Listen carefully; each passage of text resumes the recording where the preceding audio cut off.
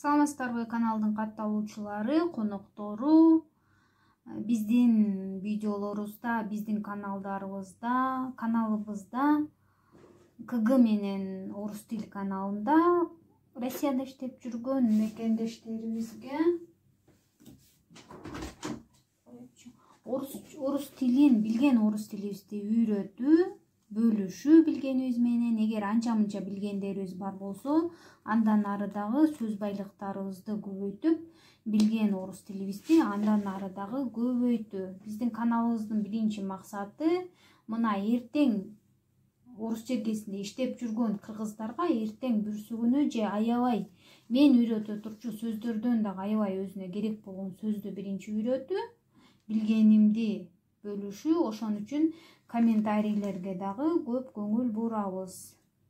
Комментарий бүгүн жалаң комментарийлердин видеосу болуп атат. Ошон үчүн азыр бүгүнкүдө 4-чү болуп атат, 4-чү видео экен. Күмүшай Мамасали кызы болуш керек. Ошол катталуучунун комментарийине жооп.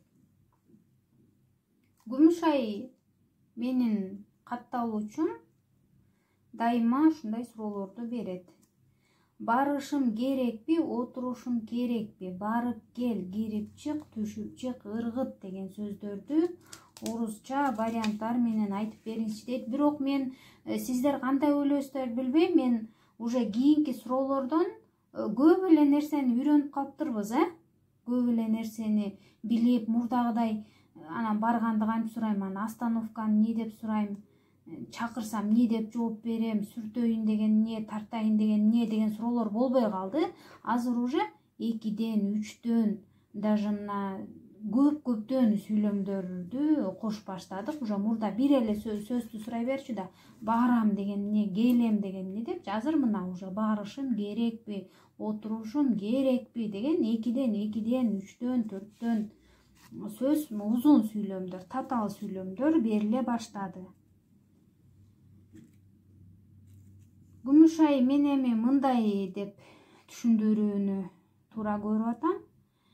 Баарына эле мен сиз жака барышым керекпи деп айта бербейбиз, жашоодо деле мынтип ойлонуп көрсөк, бирөө телефон чалып, мисалы, менин кабинетиме келчи, анан десе, анан бошогондон кийин десе, сиз 2 сааттан кийин бошодуңуз, анан барайынбы деп сурайсыз, ошол барайынбы деген да.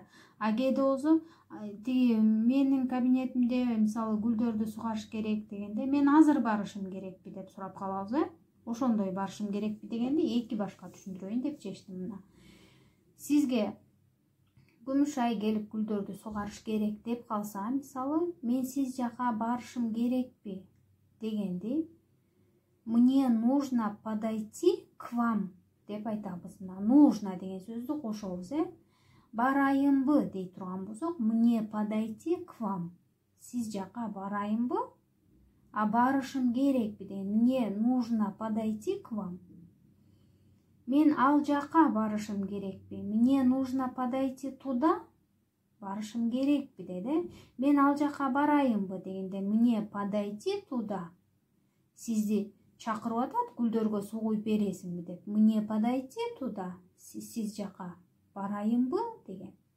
А мне нужно подойти туда десе, мен ал жака барышым керекпи. Демек, барайынбы дегенде подойти деп эле соо белги коюп коет экенбиз. А эгер барышым керекпи деген сөздү колдонуп айта турган барыш жөнүндө сөз кылгыңыз келип атса, нужно подойти деп сурайт экенбиз. Керекпи деген нужно деген, керек деген деле нужно, керекпи деген деле нужно. Суроо белги коюп коебуз, анда керекпи болуп калат. А эгер барышым керек болсо, нужно жөнөкөй эле айтып коет экенбиз. Демек, сизди бирөө чакырып калса, мен сиз жака барышым керекпи азыр десеңиз, мне сейчас нужно подойти к вам. А эгер ал жака барайынбы десе, мне подойти. Барам дегенге пойти, мне нужно пойти, мисалы, бир жака барган атасы, мне нужно пойти сейчас, мен азыр барышым керек. Мне нужно мисалы зайти к вам прямо сейчас, мен сизге азыр кирип чыгышым керек деген сыяктуу болот экен. Кечке тиги отурушум керекпи деген сөздү көп түшүнө албадым. Мен мисалы сиделка болуп иштеген жумушту издеп атасыз сиз. Анда кечке, бир күн кечке ошо кемпирдин маңдайында отура бериш керек болот, эки жакка чыкканга такыр болбойт. Андай убакта минтип сураш керек. Мне нужно сидеть с ней, кемпир болсо, с ним, чал болсо, целый день. Бир күн кечке отурушум керекпи? Мне нужно сидеть с ней целый день. Болсо отурушум керек. Мне нужно сидеть с ней целый день. Сидеть с ним целый день. Ошондой отуруу жөнүндө болду. Ал менен бир күн кечке отурушум керекпи? Ал эми мисалы сизди жанагы вируска текшерип атат, ар бир биринчи күн сайын бизди текшергенде. Ошондо кирсеңиз бир баракка кол коесуз дагы, экинчи доктурга барып жанына отурушуңуз керек. Бул столго отурайынбы деп сурагыңыз келсе, ошол жерден мне присесть, мен отурайынбы деп сурап атасыз. А мен бияка отурушум керекпи деп сурагыңыз келсе, мне нужно присесть. Отурушум керекпи? Бул столго отурушум керекпи? Нужно присесть. Отурайынбы? Мне присесть. А мен отурушум керек деп өзүңүз айта турган болсоңуз, мне нужно присесть. Мен отурушум керек болуп атат, мага отуруш керек болуп атат деген маанини билдирип калат экен. Барып кел деген. Эми барып келдин кыргызчасы машина айдап барып кел, жөө барып кел экөө тең эле бирдей айта беребиз, Орус тилинде экөө эки башка. Сходи в магазин, дүкөнгө барып кел. Сходи деген жөө деген сөз, Ходить деген эсибизден чыгарбадыкпы? Дагы эле унута элексиңерби? Барып кайра келгенди ходить деп айтабыз, Сходить, магазинге барып кел. Сходи. Мына сыны кошуп атабыз. Болор чакта басасыз, себебичи? Эми барасыз. Что сделать? Что сделать деп сурайсыз. Эмне кылыш керек? Нужно сходить в магазин. Магазинге барып келиш керек. Ал эми сиз мисалы мендей болуп спортивныйда иштеп атасыз дагы, сизди ЦСКАга ашанга жиберип атат. Сиз машина айдаганды билесиз, машина айдап иштейсиз ошол фирмада. Сизди машинеңди айдап барып кел деп айта турган болбосо сиз бирөөнүн машинең менен барып кел деп айта турган болсоңуз, съезди дейсиз. Съезди в Ашан. Ашанга барып кел. Барып кайра кел деп айтып атасыз. Съезди деген барып кайра келүү дегенди билдирет. Съездить деген. Сходить деген дагы жөө барып кайра келүү дегенди билдирет. Нар жакка барып кайра обратно келген сөз бул. Мына сходить барып келүү, съездить бул дагы барып келүү, машина менен барып келүү. Мына машиналерди тартып койдум жанына. Ал эми бир эле жакка болсочу, сиз мисалы бирөөнү чакырдыңыз, Аня, сен менин ордума отуруп тур, кассада мен бул немеге чачкыртыңа парикмахерскийге барып келейин дедиңиз, мына. Анан Аня келип сизге айтат. Сиз айттыңыз Аняга, мне нужно сходить в парикмахерскую дедиңиз. Парикмахерскийге барып кайра келейин деп. Аня келип ордуңузга отурду, сиз кетпей кечке эле сүйлөп берсиңиз, да иди ты уже в свою парикмахерскую деп айтат, бар парикмахерскийге барбайсың деп, барып кел деген жок, иди деген барбайсыңбы деп аткан сөз. Да сходи ты уже десе, эми барып келбейсиңби деген сөз. Иди деген бир эле жолу бар дегенди билдирет. Сходи деген барып кел деген. Съезди деген машинең айдап барып кел, же болсо машина менен барып кел, а езжай деген бар деген эле сөз. Бир эле жолу бар, машина менен бар деген, Кирип чык деген зайди. Зайди к менеджеру. Менеджерге кирип чык. Менеджердин кабинетине кирип сиз ошол жака жатып албайсыз да. Кайра эле чыгасызбы?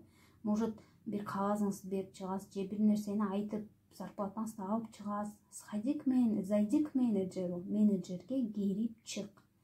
Зайди к нам в гости деп айтат мисалы бирөө. Биз жакын көчүп келдик. Гүмүшай билеңиз, Гүмүшай, зайди к нам в гости деп айтат. Бизге конокко кел. Бир эле жолу конокко чакырып атат сизди. Заходи десе, биздикине келип тур, кайра барып, кайра келип деп айтмакта. Зайди деди, кирип чык эле деди мына. Зайди в магазин, дүкөнгө кире келчи, кирип чыкчы. Эми кирип чыкчы деп айтпайбыз, биз кыргызча кире келчи деп айтабыз, Дүкөнгө кирип чыкчы деп деле айтат экенбиз. Мына ошол экөө тең эле зайди в магазин. Сизге мисалы айтышым мүмкүн, келатканда Гүмүшай, зайди в магазин, который рядом с работой, с нашей работой. Захвати хлеб деп айтышым мүмкүн, купи хлеб дешим мүмкүн. Ала келчи, дүкөнгө кире келчи деген. Мисалы сизди бирөөңөрдү эми директор чакырып атат. Гүлдүн горшокторун алып чыккыла деп. Ошентсе, сен кирип чыкчы дегенде зайди ты деп айтат экенбиз. Сен кирип чыкчы. Мен киргенден уялып атам, у меня фартук грязный. К директору зайди ты, сен кирип чыкчы деген мааниде экен. Түшүп чык дегенде эми ылдыйга эле түшүп чык дегендей түшүндүм мен. Эгер жана сууга түшүп чык, бассейнге түшүп чык деп айткан болсоңуз, мен мындайга түшүп чык дедим эле деп кайра жазып койгула, Мына суроо белгисин коюп койдум. Ылдый түшүп чык дегенде эле түшүндүм мен. Эгер сиз ылдыйда турасыз дагы, Ольганы чакырып атасыз 10-чу этаждан. Анда Ольга, спустись вниз дейбиз. Ылдый түшчү. А эгер Ольга экөөң тең 10-чу этажда турасыңар дагы, Ольганы 1-чи этажга түшүп, чаканы көтөрүп алып, кайра 10-чу этажга чыкчы десеңиз, сходи вниз, ылдый жака барып келчи. Мына, барып кайра келчи деп айтып атасыз. Сходишь вниз, суроо бердиңиз, ылдый жака барып келесиңби? Сиз 10-чу этажда турасыз, Ольга экөөңөр. Ольганы айтып атасыз, 1-чи этажга барып келесиңби? Ходить деген ылдый жака түшүп, кайра сиз өйдө чыгып, кайра мага келесиңби деп атканыңыз болот. Спустись деген ылдый түш деп айттым. Ыргыт деген, эми бул жерде мен мусорду ыргыт деген боюнча айттым, же керексиз нерселерди, керексиз коробка, керексиз буюм, керексиз кийимди ыргытып үйүү жөнүндө эле сөз болуп атат. Ыргыт деген выбрось, выкинь, экөө тең эле колдоно берет. Экөө синоним сөздөр бул мусорго байлагандачы, мусорго же кандайдыр бир мындай керектүү, керексиз нерсени ыргытып ийгенде. Мусор болбосо деле мисалы сонун жаңы тетрадьтар ыргытып ийди, да выбрось их, да выкинь их деп коет. Ошондой бир нерсени избавься деген сыяктуудачы. Ошондо бул синоним сөздөр. Ушундай кереги жок нерсени ыргытууга байлансачы. Выбросить мусор, мусорду ыргытуу, выкинуть мусор, мусорду ыргытуу, выбросить ненужные вещи, кереги жок буюмдарды ыргытуу, выкинуть ненужные вещи, кереги жок буюмдарды ыргытуу мааниси бирдей, төртөөндө тең эле бирдей эле ыргытуу болуп атат. Ушуларга гана байланганда, кереги жок нерсени ыргытууга байланганда, эгер сиз вны приставка деп туруп, бросить же кинуть деп пайдаланам десеңиз, экөөнүн мааниси эки болуп калат. Мусорга кереги жок нерсени ыргытабыз, таштайбыз дегенде эле ушинтип выбросить же выкинутту айырмалабай айта бересиз. Приставкасы жок, мааниси башкача болот. Выбросить деген сөздү толугу менен айтам десеңиз, экөө тең жарайт. Видеонун аягына чейин көргөн болсоңуз, класс басууну унутпаңыз. Катталбай эле көрүп аткан болсоңуз, подписаться деген кнопканы катталыңыздар жана айымдарды биздин 2-чи КГ менен сырдашуу деген каналыбызга катталыңыздар деп чакыра кетемин подписчиктерибиз аз. Эгер сиз бирок биздин ошол КГ менен сырдашуу деген каналыбыздагы биздин оюбуздай ойлогон аял адамдардан болсоңуз, анда каналыбызга чакырабыз. Аяка только аялдарга, аякта эркектерге тема жок. КГ менен сырдашуу деген каналыбызга айымдар катталыңыздар.